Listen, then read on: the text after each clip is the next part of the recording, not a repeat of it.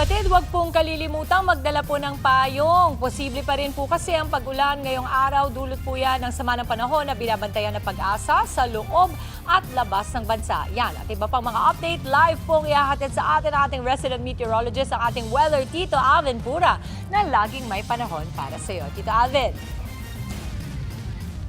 Good morning, Mami Dims, at good morning mga kapatid. Ulat panahon na po tayo.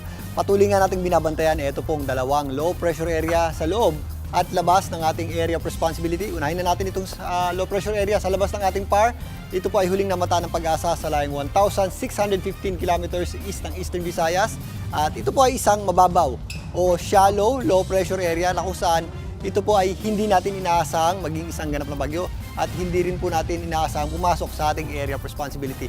Posible lamang po ito malusaw sa mga susunod na araw at yan po ay wala pong nagiging direktang epekto sa ating bansa. Pero nanatiling aktibo po itong bahagi na ito ng ating karagatan na kung saan meron tayong mga posibleng development dyan sa susunod na linggo. Samantalang ito namang low pressure area na mabagal na tumawid sa ating bansa ay kasalukuyang nandito sa mga katubigan sa may Nasugbu, Batangas at nandito na po sa may area ng West Philippine Sea. Ito po ang nagpaulan sa malaking bahagi ng Luzon pero nababawasan na po ang epekto niya at humihina pa at hindi rin po natin ito inaasahang maging isang ganap na bagyo. Posible lamang po yung malusaw sa mga susunod na araw dito po sa may West Philippine Sea.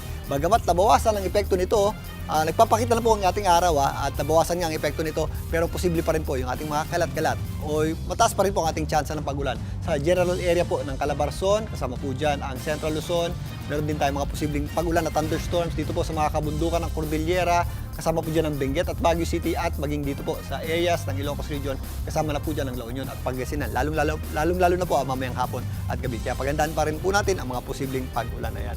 Ang natitirang bahagi naman ng ating bansa, kasama na po dyan ang Visayas at Mindanao, mga pulo-pulo lamang o yung ating mga isolated na pag-ulan at thunderstorms ang ating aasahan. Yan po yung ating mga afternoon showers at thunderstorms. Kung saan, malakas din po ang mga pag-ulan na yan dahil sa mga thunderstorms. Kaya maghanda pa rin po tayo dyan.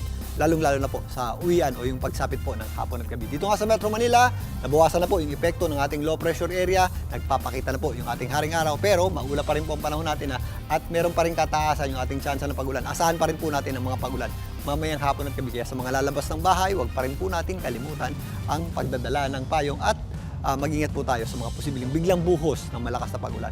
Epekto pa rin po yan ng ating humihinang low pressure area. At bago na po tayo, yung ating araw po ay sumikat kaninang 5:39 ng umaga. At muli po yung lulubog mamayang 6:26 ng gabi.